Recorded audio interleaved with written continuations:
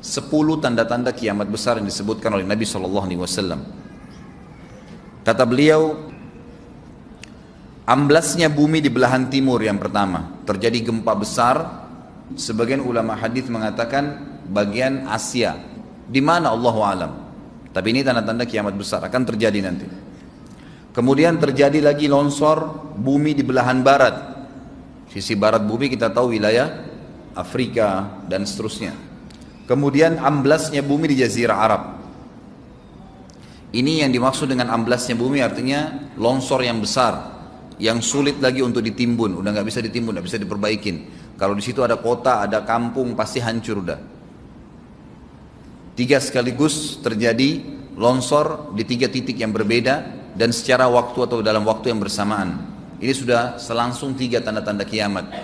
Jadi pada saat terjadi di timur itu tanda-tanda kiamat besar 1. Terjadi di barat tanda-tanda kiamat besar 2. Terjadi di Jazirah Arab tanda-tanda kiamat besar 3. Kemudian di dalam hadis ini disebutkan secara beracak. Nanti sebentar setelah saya terjemahkan hadis ini saya akan sebutkan urutannya. Lalu kata Nabi SAW, kabut yang menutupi bumi ini. Kemudian ada Dajjal. Jadi kabut itu dihitung dalam hadis ini yang keempat. Dajjal yang kelima. Kemudian yang keenam binatang melata. Nanti akan saya jelaskan juga apa yang dimaksud dengan binatang melata. Yang ketujuh keluarnya Ya'juj Ma'juj. Ini juga akan kita jelaskan nanti. Kemudian yang kedelapan matahari terbit dari tempat terbenamnya. Yang kesembilan keluarnya api dari perut kota Aden yang menghalau manusia. Sulit, manusia tidak bisa melalui Jazirah Arab. Kemudian yang ke-10 turunnya Isa putra Maryam. Turunnya Isa putra Maryam. Tentu saya katakan tadi hadis ini disebutkan dan disepakati oleh para ulama sifatnya teracak.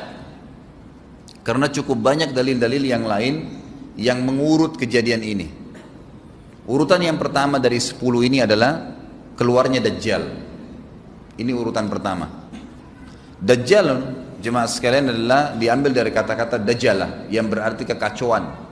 Ciri-ciri Dajjal disebutkan dalam banyak hadis yang sahih adalah mata kanannya yang paling pertama rusak seperti anggur kering. Kata Nabi SAW dalam hadis sahih, ketahuilah Dajjal buta mata kanannya dan Tuhan kalian tidak buta, karena dia akan mengaku sebagai Tuhan. Kemudian dia orangnya memiliki kulit yang kehitam-hitaman serta memiliki dahi yang lebar. Setiap orang beriman bisa membaca di dahinya tertulis 3 huruf kafara.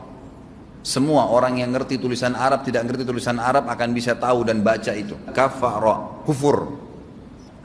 Rambutnya keriting dan orangnya tinggi besar.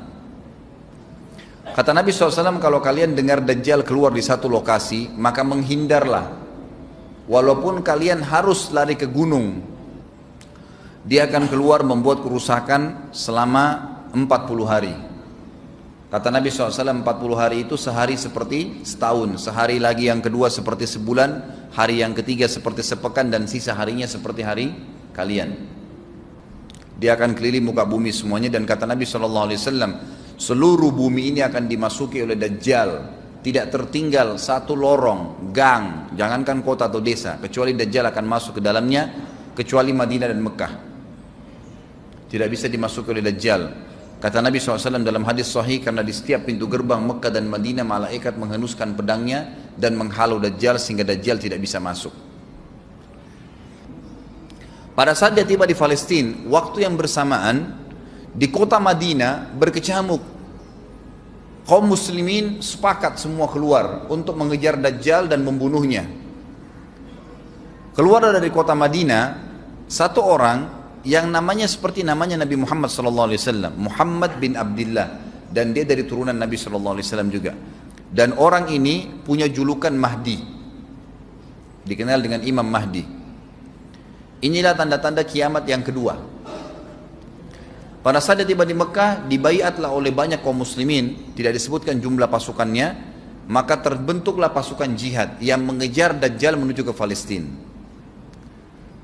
Lalu keluar tanda-tanda kiamat 3, langsung berentetan semua. Tanda-tanda kiamat besar yang ketiga adalah pada saat pasukan Imam Mahdi dengan pasukan jihad itu tiba di Darul Baydha namanya.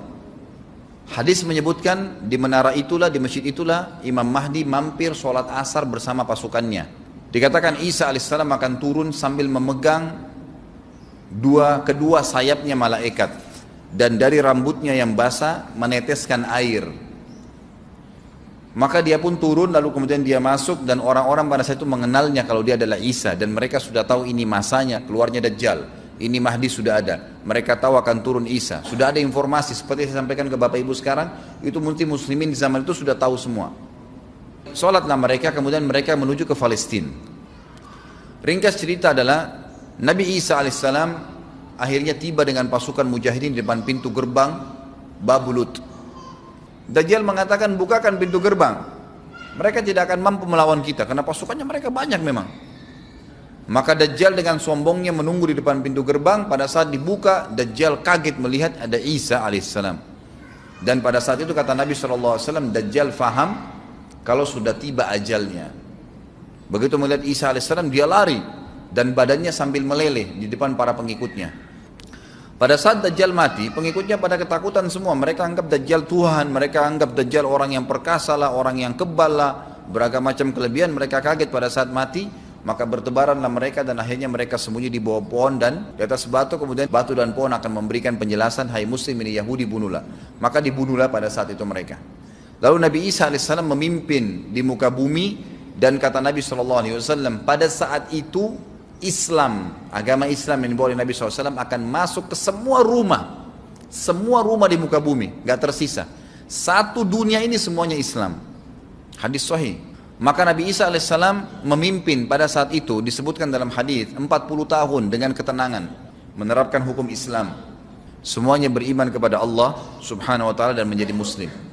Setelah itu keluar tanda-tanda hari kiamat besar yang keempat, yaitu keluarnya Ya'juj dan Ma'juj. Nabi SAW sebutkan ciri-ciri mereka. Mata mereka sobekannya kecil sehingga mata mereka kelihatan seperti sipit, tapi bola matanya besar. Mereka memiliki rambut yang keriting, dan mereka memiliki poster yang umumnya seperti poster manusia. Ada hadis yang berbunyi mereka akan mendatangi sebuah sungai, kalau tidak salah namanya sungai Tibria, airnya banyak mengalir. Kata Nabi SAW, mereka semua minum air sungai itu, dan yang terakhir dari mereka datang sudah nggak dapat air. Artinya air sungainya habis diminum. Bayangin berapa banyak jumlahnya itu. Pada saat itu Nabi SAW mengatakan, Allah berfirman kepada Isa, berkata, wahai Isa, aku akan mengeluarkan hamba-hambaku yang tidak ada seorang pun dari kalian bisa mengalahkannya, termasuk Isa alaihissalam, nggak bisa mengalahkan. Maka selamatkanlah dirimu bersama dengan pengikut-pengikutmu ke Gunung Tur namanya. Jadi memang Ya'juj ini ciri khasnya, kata Nabi SAW, mereka memakan apa saja. Jadi bukan seperti manusia normalnya. Mereka membunuh semua yang bukan seperti mereka. Sampai-sampai kata Nabi SAW, tidak ada yang bisa mengalahkan mereka, dan jumlah mereka sangat banyak. Salah seorang di antara mereka tahu dia akan mati kalau sudah punya 1000 anak. Kata Nabi SAW dalam hadis Bukhari, kecelakaanlah bagi orang-orang yang ada di Jazirah Arab. Kemungkinan besar makna ini adalah tempat mereka dekat dengan Jazirah Arab. Kata Nabi SAW, kecelakaan bagi orang-orang yang Jazirah Arab, karena telah terbuka dari lubangnya Ya'juj Ma'juj sebesar ini. Sudah kasih isyarat dengan jari ibu jari sama jari tengahnya. Artinya mereka sudah bisa melihat keluar. Pada saat mereka keluar, maka mereka akan mulai membuat kerusakan. Kata Nabi SAW di dalam hadis sahih riwayat Imam Bukhari, bahwasanya Ya'juj Ma'juj akan membunuh siapapun yang mereka temui. Bahkan pada saat mereka sudah merasa menguasai bumi, mereka melepaskan anak-anak panah mereka ke langit. Lalu Allah menurunkan anak-anak panah mereka sebagai fitnah dipenuhi dengan darah. Maka mereka berkata, kami telah membunuh semua yang ada di bumi dan semua yang ada di langit. Kata Nabi SAW, Allah lalu mengizinkan Isa untuk berdoa kepada Allah agar memusnahkan mereka. Maka Isa alaihissalam pun akhirnya berdoa, meminta kepada Allah subhanahu wa ta'ala agar mereka semua dimusnahkan. Maka pada saat itu pun Allah subhanahu wa ta'ala menurunkan kepada mereka hama. Sebagian hadis menyebutkan serangga kecil seperti cacing, banyak sekali yang menimpa tubuh-tubuh mereka. Setiap orang satu. Dan itu membuat mereka mati. Kemudian setelah itu Isa alaihissalam memimpin lagi di muka bumi sampai beliau meninggal. Setelah Isa alaihissalam meninggal, kembali lagi sebagian besar manusia berbuat kekufuran. Maka Allah subhanahu wa ta'ala keluarkan tanda-tanda kiamat besar yang kelima. Yang kelima ini adalah keluarnya hewan atau binatang melata. Binatang melata ini disebutkan dalam hadis yang sahih riwayat Bukhari, bahwasanya Allah SWT akan keluarkan, tapi tidak disebutkan dari bumi mana dia keluar. Dia akan keluar hewan melata yang bisa berbicara seperti manusia dan badannya dipenuhi dengan bulu. Allahu a'lam bagaimana. Kemudian dia datangi orang-orang yang kufur tersebut dan menasihatin dan mengingatkan mereka. Yang tidak mau beriman, dalam hadis dikatakan dicap oleh hewan tersebut. Allahu a'lam dicap seperti apa, sehingga ketahuan mana yang kafir, mana yang beriman. Terus dia keliling di muka bumi tapi tidak disebutkan berapa lama. Lalu kemudian Allah lenyapkan si dabbah ini. Kemudian datang tanda-tanda kiamat yang ke-6. Tanda-tanda kiamat yang ke-6, 6, 7, 8. Itu berentetan semua. Longsor besar di timur, di barat, dan di jazirah Arab. Ini tanda-tanda kiamat terjadi serentak. Sudah 8. Kemudian terjadi yang ke-9, keluarnya api dari negeri atau dari kota Aden. Kota Aden ini di Yaman ya. Tentu hadis menjelaskan tentang masalah api yang keluar ini, artinya api bukan main-main, ini bukan kebakaran sebuah masjid atau sebuah bangunan 10 tingkat. Api ini bisa menghalau manusia untuk jalan karena panasnya. Sebagian riwayat menjelaskan api tersebut akan berdiri seperti gunung yang besar dan dari seluruh pelosok dunia bisa kelihatan. Kita bisa bayangkan bagaimana itu. Yang akhirnya akan menggiring atau menghalangi orang-orang untuk jalan, susah. Sebagian ulama hadis mengatakan mereka nggak bisa jalan, tidak bisa ada penerbangan, tidak bisa ada orang jalan karena panasnya bumi ini dari api tersebut. Dan itu memang kemungkinan besar akan keluar satu waktu, Allahu a'lam kapan. Dan yang terakhir tanda-tanda kiamat sebelum ditiup sangkakala adalah terbitnya matahari dari tempat terbenamnya. Dan ini sudah terakhir sekali. Makanya kata Nabi SAW, taubat akan diterima sebelum matahari terbit dari tempat terbenamnya. Artinya selama yang lain itu masih ada, masih bisa taubat. Kalau sudah itu, sudah sulit. Ini tanda-tanda kiamat. Sebagian ulama memasukkan tanda-tanda hari kiamat kecil, ada yang masukkan tanda-tanda kiamat besar. Ada dua hal. Yang pertama itu adalah keluarnya Dzu Suwakatain. Ada orang dari negeri Habasyah dikenal dengan Dzu Suwaka. Dzu Suwaka ini sak artinya betis. Diberikan julukan Dzu Suwaka karena betisnya sangat kecil. Orang ini, Bapak Ibu sekalian, kata Nabi SAW akan menghancurkan Ka'bah. Dan kata para ulama pada saat itu memang manusia sudah sunyi, nggak ada lagi yang datangin Ka'bah. Orang-orang sudah lalai gitu kan. Keluarlah orang ini. Makanya sebagian ulama masukkan dia tanda-tanda kiamat sebelum terbitnya matahari dari tempat terbenam. Ditambahkan ini yang ke-11 atau ini yang ke-10, terbitnya nanti kiamat yang ke-11. Kata Nabi SAW, dia akan mencabut batu-batu Ka'bah satu persatu sampai rata dengan tanah. Dan saya sedang dilihatkan oleh Allah sekarang bagaimana pada saat dia mencabut batu itu. Hadis sahih riwayat Bukhari Muslim.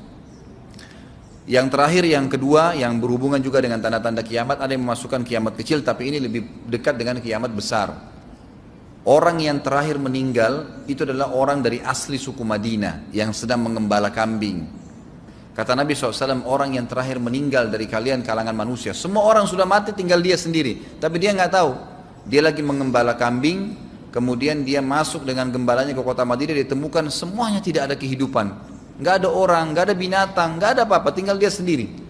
Pada saat dia meletakkan telapak kakinya di kota Madinah, maka pada saat itu dia meninggal. Dan inilah manusia terakhir meninggal sebelum ditiup sangkakala terakhir. Allahu a'lam.